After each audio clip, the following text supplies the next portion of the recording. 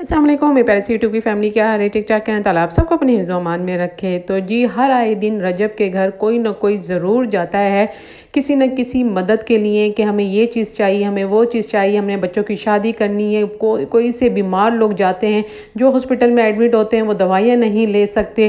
कुछ माँ बाप ऐसे जाते हैं अपने बच्चों को गोदियों में उठा के। अभी पिछले दिनों 2 ट्विंस बच्चे थे जो कि मतलब स्पेशल चाइल्ड थे। उन्होंने जाना था ईरान, इराक। उनको 15 से 16 लाख रुपए चाहिए थे जो कि उनके पास नहीं थे। उन्होंने यही कहा कि क्या पता हम अपने बच्चों को वहाँ लेके जाएँ और बच्चे हमारे सही ठीक ठाक होके आ जाए। तो उस पे माँ जी का रोना, इतना रोना धोना माँ जी ने मचाया हुआ था। रजब ने कहा कि आप रो नहीं, मैं इनको किसी न किसी तरीके से वहाँ पहुँचा दूँगा और सारे पैसे मैं ही दूँगा, मैं किसी की मदद नहीं लूँगा।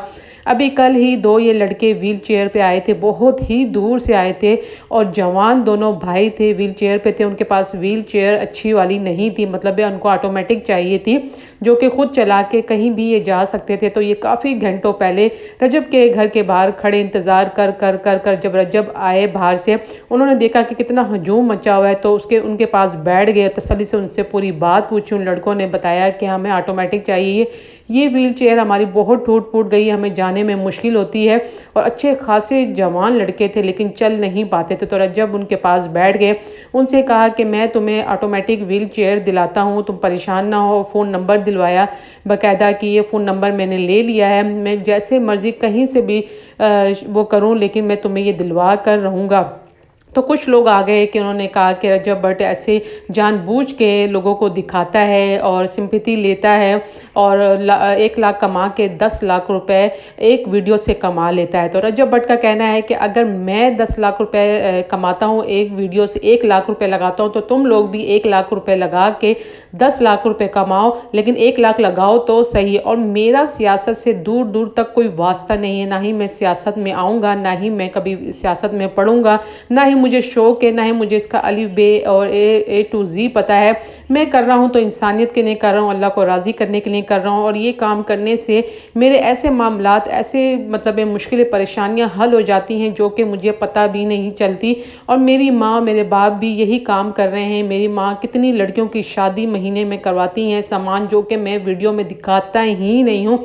हाँ, कंटेंट की मुझे ज़रूरत होती है, कंटेंट के थ्रू मैं आप लोगों तक ये बात पहुँचाता हूँ कि मैं ये चीज़ ले रहा हूँ, मैं इसकी मदद कर रहा हूँ, ताकि आप लोगों को भी मुझसे कुछ सबक और आप लोगों को सबक हासिल हो। और आप लोग भी कुछ ऐसे जो आपके इर्द गिर्द लोग हैं, किसी के साथ 500 किसी के साथ 1000, कुछ ना कुछ आप उनकी मदद कर दें, लेकिन करें ज़रूर। लेकिन लोग मुझे भी नहीं छोड़ते, माफ़ नहीं करते और कहते हैं कंटेंट बनाता है, लोगों को दिखाता है कि मैं क्या कर रहा हूँ क्या नहीं। टिकटॉक से लाखों रुपए कमा रहा है, करोड़ों रुपए कमा रहा है, यूट्यूब से चलो कमा रहा हूँ लेकिन लगा भी तो रहा हूँ।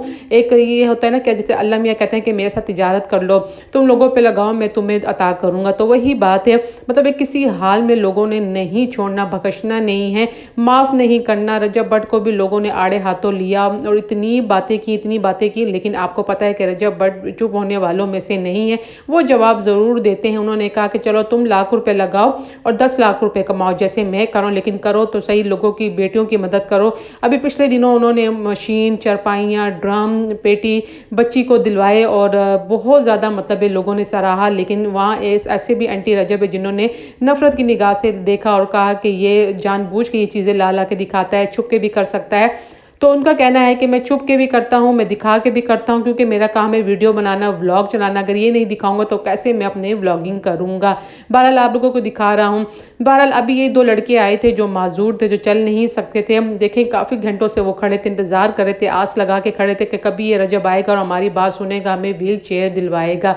तो कौन से ऐसे व्लॉगर हैं, आज तक हमने ऐसा कोई व्लॉगर नहीं देखा जिसने लाखों रुपए लोगों की शादियों पे, बेटियों पे, उनकी बीमारी पे, उनके रेंट दिए हों। हमने किसी व्लॉगर को नहीं देखा। हाँ, बकरे और ये चीज़ें तो हम देखते ही रहते हैं कि आज हमने बकरे दे दिए, आज हमने हाथ लगा दिया, सदका खैरात दे दिया, लेकिन किसी की मदद नहीं करते।